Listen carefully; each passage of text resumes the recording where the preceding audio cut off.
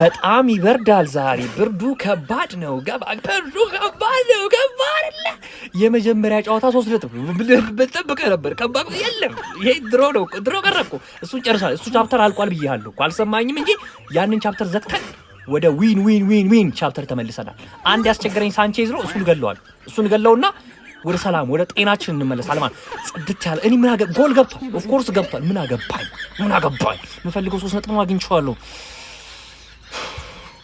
ገብቷል 3 ነጥብ ገባና ወጣው ቢቀዘቀዝም 3 ነጥቡ ገብቷል ነው ቸልሲ ክሬቨን ኮቴጅ ድረስ ሄዳ ፉልሃምን ተደባደቡ አክቹሊ ደብድባት መጣች 3 ነጥብ ስለወሰደች ደበደበቻት እንጂ ተከሻከሹት ነው ማለት ማኑ ምን አይነት ጨዋታ እንደነበረ ልነግርህ አልችልም ማኑ የቸልሲ አታክ ግን ቻንስ እንደ ጉድ ነው የሚያፈሰው ዛሬ ኮልዊል ምን ሆኖ እንደሆነ አላቅም አባቴ ኮልዊል ዛሬ ሲያስበላ ለኳ ምርጥ ነበረ አቼምፖንግ አሪፍ ነበረ ማን የሚጮተው ሃይላይን ማን የእንግሊዙ ባርሴሎና አዲሱ ባርሴሎና እመኔ ነው ማለት ቻንስ ያፈሳሉ እንደ ውሃ ነው ማለት ቻንስም ክሬት እንደ ጉድ ነው ይሄ አታክ በጣም ያስፈራል ነው ማለት በጣም ያስፈራል እስካሁን ካዩዋቸው የቢግ 6 ቡድኖች ከአርሰናል ውጪ ያስደመመኝ ቸልሲ ነው ማለት አታኩ ያስፈራል ዲፌንሱ ደግሞ መስተካከል የሚችሉ ነገሮች አሉ ኮልዊል ጥፋት ካላበዛ ካይሴዶ ይመለሳል ምናምን ነገር ገባ ግን ስቲል አጫወቱ ቻንስ ኮንሲድ የሚያደርግ ነው የእንግሊዙ ባርሴሎና በእርግጠኝነት ማኑ ገባለ ከሌሎቹ ቢግ 6 ቡድኖች ያስደመመኝ ቸልሲ ነው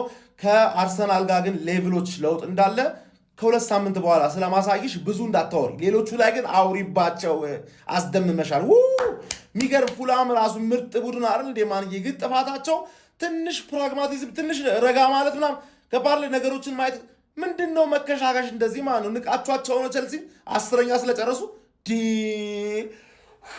ፓልመር እንዳትጎዳ ብቻ መጨረሻ ማን እኔ ፓልመር በጣም ጽድት ገባለ ሮጀርስ ራሱ ጃው ፔድሮ በቃ ስለ ጃቢ አሎንሶ ድፍረቱ ራሱ ምን አይነት ድፍረት ነው 3-2 እየመራ ዊንግ ባኮቹ መጀመሪያ ሲጀምር በ5 ተከላካይ ነው ጉስቶና ሃቶን ነበር ገባለ ዲፌንስ ላይ ቀልድ የለም አታኩን አንሊሽ አድርገው ነበር ከዛላ እየመራ ስቲል አታኪንግ ኦፕሽኖቹ ኔቶን በጉስቶ የአዲስ ሸቫሪ የሚባለው ደግሞ በሃቶ ማኑ አታኪንግ ሞር አታኪንግ በቃ ሪስክ ብቻ የተሞላበት ሁለት የማድሪድ ማናጀሮች ኤምባፔ አባረራቸው በቅርቡ በአንድ አመት ውስጥ ኤምባፔ አባረራቸው ሁለት ማናጀሮች ተከሻከሹ ጃቢ አሎንሶ አሸንፎ ወጣ ማለት ቼሎ እንግዲህ እዛው ለንደን ክራቨን ኮቴጅ ሄዳ ቅዝቅዝ አድርጋቸው መጣለች በሮጀርስና በፓልመር ማለት ያበደ ቲም ነው ቼሎ ይፎካከራል የሆነቴን ነው ምላችሁ ለዋንጫው ይፎካከራል 2 እና 3 ምክንያቶችን ልንገራችሁ ማለት አንደኛ በጣም ዴብዙ ሰፊ ነው ማለት ሁለተኛ ጥራት ያላቸውን ተጫዋቾችን በየሳምንቱ የማግኘት እድሉ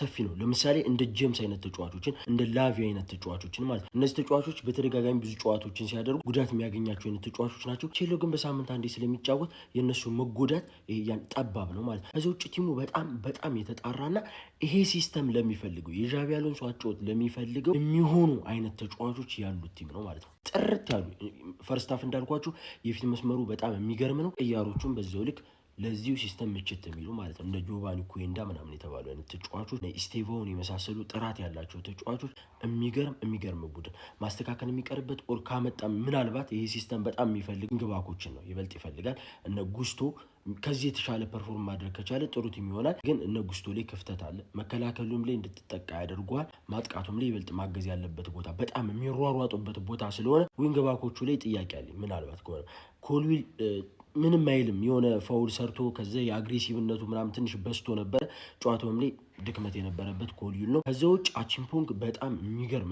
እንቅስቃሴ ነው በተለይ ወደ መጨረሻ ዱኤሎቹ ምናምን ሲሸነፍ ነበር የሆነ ኳስ በእግሩ ሹት የተደረገበት ሳንቼዝ የወጡ ኳስ የሱስተት ይታይበት ነበር የፍጥነት ችግር የፖዚሽን ምናምን ችግር ነበረበት ግን እዛ በኋላም የሚገራርም ኳስ ነው ሲያጸዳ ሲወጣ የነበረው በተለይ ወደ መጨረሻ የሚገርም ነው የነበረው ማለት ነው ከዛ ውጭ ቼላው ያበደን የነበረው የዛሬውን ፐርፎርማንስ እንደ ጨዋታም ስለወደድኩት ጨዋታውን ለቼላው 8 ከ10 ሰጥቻለሁ ሼር ኮፒ ሊንክ ሪፖስት እያደረጋችሁ ይመቻችሁ ቼልሲ አሸንፏል እኔ አሎንሶ ይሻል ነበር መሰለኝ ከአሪዮላ እኔ 3-2 አሸንፏል የዚህ ዊክ ፕሪሚየር ሊግ ፕሪዲክሽናችንን ግን ልብ ብሎ ላየ ማንቸስተር ዩናይትድ ብቻ ነው ያስበላን ይኸው ተመልከቱት እዚህ ጋር አርሰናል ዊን ቀጥታ ሰጥቷል አል ሲቲ ከማን ዩናይትድ ቦዝ ቲም ቱ ስኮር ዩናይትድ ሊያሸንፍ ይችላል እርግጠኛ መሆኔ። ኤቨርተን ከክሪስታል ፓላስ 2 ጎል ይገባል ብለህ ታልፈዋል። ኢፕስዊች ታውን ከሰንደርላንድ ይሸናነፋሉ ትባል።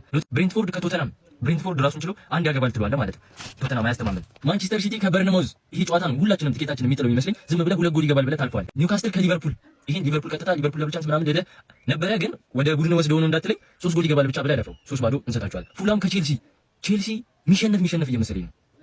ዝም ብለህ ፉላም 1 ጎል ያገባል ራሱን ችሎ ትሏል። ቼልሲን ካሸነፈው ለላንድ ምናምን ዩናይትድም ቦዝ ቲም ብለን ማለት እንደሚሸነፍ ራሱ ጠርጥሬ ፕሪዲክሽናችን በየሳምንቱ ነው የሚለቀቀው። ጋይዝ ቴሌግራሙን እዚህ ጋር አስቀምጥላችኋለሁ። ቴሌግራማችንን ጆይን አድርጉ። እሱ ላይ በየሳምንቱ ቲፖች ይለቀቃልና ደግሞ ዝም ብሎ ኦድ አይደለም 30 ኦድ ምናምን የዛሬውን 29 ኦድ ነበረ የዚህ ዊክ ማለት ነው። ማንቸስተር ዩናይትድ ብቻ ያስበላን ማለት ነው። እሱን ቴሌግራማችንን ጆይን አድርጉ። በክራቨን ኮቴጅ የምዕራብ ለንደን ደርቢ የሁለቱ ጓደኛሞች አስደናቂ ትንቅንቅ በመጨረሻም በለንደኑ ኩራት በቸልሲ 3-2 አሸናፊነት ተጠናቋል። ክብር እንስጣቸው ለእነዚህ ሁለት ድንቅ ስፔናውያን የእንግሊዝን እግር ኳስ መልክ ቀያሪዎች። አስደናቂ ጨዋታ 90 ደቂቃ ሙሉ ቁጭ ብድግ የሚያደርግ የምዕራብ ለንደን ደርቢ ፉልሃም ከቸልሲ ምናልባት በቅርብ ዓመታት ሁለቱ ቡድኖች በዚህ ደረጃ ሲፎካከሩ አልተመለከትናቸውም። ምስጋና ይግባና ለአልቫሮ አልቮራና እንዲሁም ደግሞ ለቻቢ አሎንሶ እጅግ አስደናቂ ጨዋታ የእንግሊዝ ፕሪሚየር ሊግ የመጀመሪያ ሳምንት የመጨረሻ ጨዋታን ልዩ ድምቀት ሰጥተውት ቸልሲ 3-2 በሆነ ውጤት በማሸነፍ ወሳኝ 3 ነጥብ ከጎረቤቱ ነጥቋል። የቼልሲ ደጋፊ ሆናችሁ የታላችሁ ይህን ቪዲዮ በደንብ ኮፒ ሊንክ ላይ ሪፖስት እያደረጋችሁ ጀምሩት። የእነዚህ 3 ተጫዋቾች የፊት መስመር ጥምረት ገና ብዙ ተአምራትን የሚያሳየን ይመስላል። ዣቪ አሎንሶ ቦል ኩኪንግ ጋይስ ምን አይነት አስደናቂ ቼልሲ ነው እየተመለከትን የነበረው። ጨዋታው በጣም ነው የሚስበው። በእውነት ፉልሃም ክብር ይገባዋል። ምንም ከቼልሲ በማይተናነስ መልኩ ጨዋታው ላይ በጣም ምርጥ ብቃታቸውን አሳይተዋል። 3-2 ያለቀው የቼልሲ እና የፉልሃም የመጀመሪያ ሳምንት የመጨረሻው መርሃ ግብር እጅግ አስደናቂ ለማየት የሚያጓጓ ጨዋታን የነበረው። 3ቱ የፊት መስመር ተጫዋቾች በቼልሲ በኩል 3ቱም ጎል አስቆጥሯል። ሁለቱ ደግሞ ለጎሎቹ መገኘት አሲስት ማድረግ ችሏል። ጆ ፔድሮ ኮል ፓልመር ኢዝ ባክ ጋይዝ። በቃ ኮል ፓልመር ካቻምና የምናውቀው ኮል ፓልመር በሙሉ የራስ መተማመን ተመልሷል ለማለት የሚያስደፍር ነበረ። ጆ ፔድሮ ነው፣ ቃላት የለኝም እኔ። ደሞስት አንደርሬትድ ስትራይከር ኢን ደ ሊግ።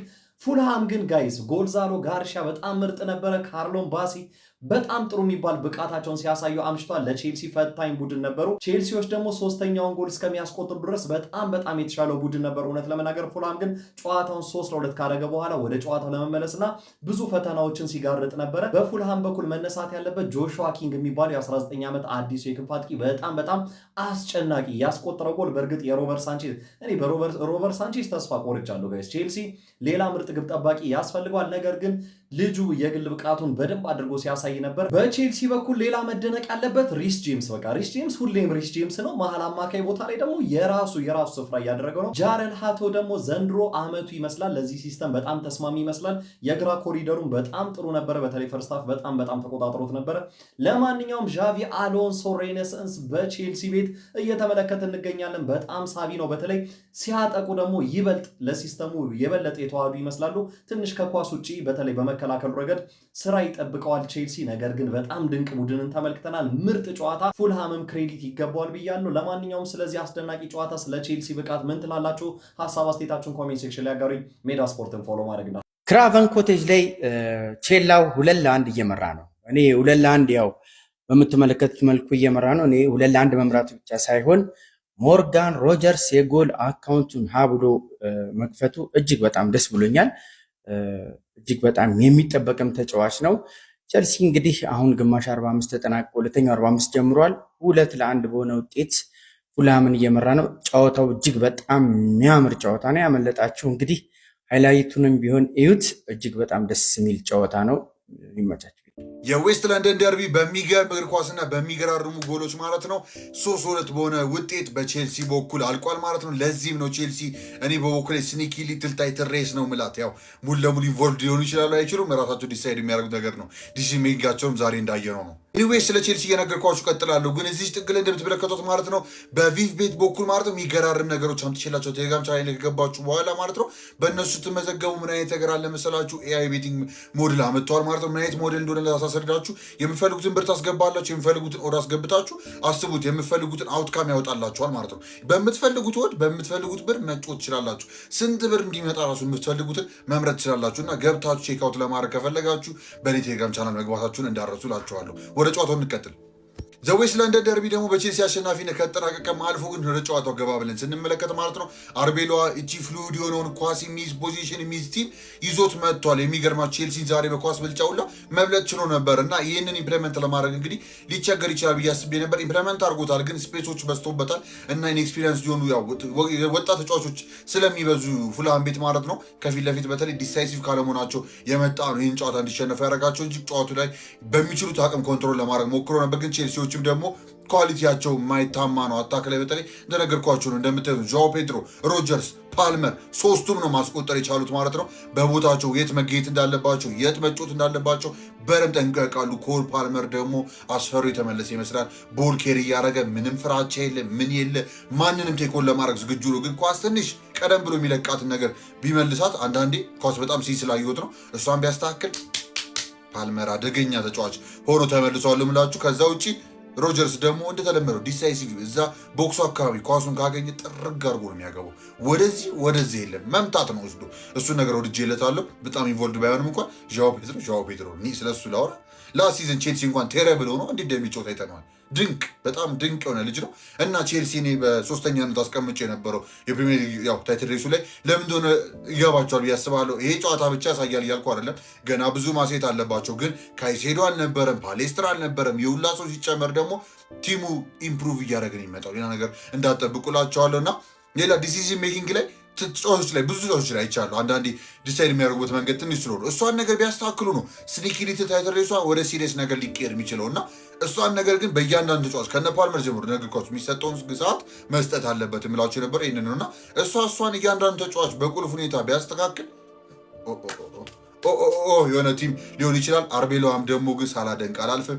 ጆሽ ኪንግም ዝም የሚያስብል እኔ ተጠራጠሪ ነበር፣ ግን የሚገርም ፐርፎርማንስ ላስ ጨዋታም ላይ ቼልሲ ጋሪፍ ነበር። አሁንም ራሱ በድጋሚ ቼልሲ የሚጠላ ነው የሚመስለው አግብቶባቸዋል። ጎንዛሎ ጋርሲያ ማግባት ችሏል። የሚገርም ጎል ባይዘው ጎንዛሎ ጋርሲያ በቦታው ተገኝቶ መቅጨት ብቻ አልነበረም፣ ግን ሳንቼስ እንዳይደርስ አስቦ ማንጠሩ ራሱ እንዴት በጣም ብዙ ነገር ይታያል እና ጎንዛሎ ጋርሲያ ማግባቱ አስደስቶኛል። አላሻችሁም እና ጨዋታው ሳገባድላችሁ ማለት ነው። ላስቱ መጫ እንዳይረሳ ምንም ነገር እንዳያመጣችሁ ሀሳባችሁ ኮሜንት ያስቀምጣችሁ ኮፒ ሊንክ ይደረግ። ሀሳባችሁ በጣም መስማት ፈልጋለሁ። በተለይ ከቼልሲ ደጋፊዎች እንዴት ተሰማችሁ የጨዋታ እና ደግሞ ምን መስተካከል አለበት የሚለው ከበረኛ ጉዳይ ምናምን ያው እናውቃል። እንደነገርኳችሁ ዲሲሲ ሜይንግ ላይ በጣም ከተጫዋቾች ኦቨራል ማስተካከል አለባቸው ብዬ አስባለሁ። አንዳንድ ተጫዋቾች ግን ደግሞ በበረኛነት ዙሪያ ነው በቃ አልጥም ያለኝ። ሌላው እንደውም ኖርማል አለው ቀስ በቀስ ገና የተሻሻለ የሚመጣው ግን ሳንቼስ ጋይስ ፔንደርስ ቢሰለፍ እንደው ቢሞክር እላለሁ። ኤኒዌይስ እናንተ ሀሳባችሁ ኮሜንት ማስቀመጥ እንዳይረሳ፣ ኮፒ ሊንክ እያደረጋችሁ ላስቱ መጫ እንዳይረሳ። ቀጣይ እስክንገናኝ ድረስ እንግዲህ ይመቻችሁ። ይሄ ጉዳይ መጠናት አለበት፣ መመርመር አለበት በግልጽ ማለት ነው። ሲጀመር ማለት ነው በዚህ ሰዓት ሃንግማንን ለምን አጫወታችሁት? ሆን ተብሎ ይታወቃል እኮ ሰዓቱ እኮ የሃንግማን በምን ሰዓት እንደሚጫወት በምን ሰዓት እንደሚያሸንፍ ዓለም ያወቀው ፀሐይ የሞቀው ነገር ነው። በቃ ገብቷል። እኔ ለምን ይመስላል አስቀድሜ ኬላው እንደሌላው ቡድን ይፈተናል ሊሸነፍ ይችላል ምናምን ብዬ አልሰራሁት። ሰዓቱን የፈራሁት ኬላውን እኮ አልፈራሁትም። ግን የሚጫወትበት ሰዓት በቃ የራሱ ሰዓት ነው ይታወቃል። ለጠለጠው ፉልሃምን 3-2 በሆነ ሁኔታ አባቴ ከሜዳ ውጭ ሄዶን የተጫወተ ጨዋታ ከባድ ኳስ ነው። ቀላል አድርገን እንዳትመለከቱ ያጀማ ከባድ ኳስ ነበረ። ፉልሃሞች ምርጥ ነበሩ። ግን የቼልሲ አታክ ምን አይነት አታክ ነው? ማን እየተሰራው አታክ ይለያል ነው ማለት አንተ አሎንሶ ትንሽ ጊዜ ደግሞ ሲቆይ ይሄንን ቡድን ጭራቅ ነው የሚያደርገው። ይኸውልህ ያ ኮል ፓልመር ምናውቀው ኮል ፓልመር አስፈልጊው ኮል ፓልመር ተመልሷል። ጀምአው አስገራሚ ብቃቱን ነው ያሳየው። ሞርጋን ሮጀርስ ደግሞ የመጀመሪያ ጎሉን በማስቆጠር እንግዲህ አለው እዚህ ሊግ ላይ እያለን ይገኛል። ጀሞ ለማንኛውም ቼላው 3-2 በሆነ ሁኔታ ተቸግሮም ቢሆን አሸንፎ ወጥቷል። ከዛ ውጪ ግን የቼልሲን አታክ ሳላደንቅ ማለፍ አልፈልግም። ጀሞ ግን ያሸነፈው በአንድ ምክንያት ነው፣ በዚህ ሰዓት በመጫወቱ ነው። በቃ ይሄማ የሆነ ደባ አለ የሆነ ሴራ አለ። እሱን አጣርቼ መመለስ ይሆናል ማን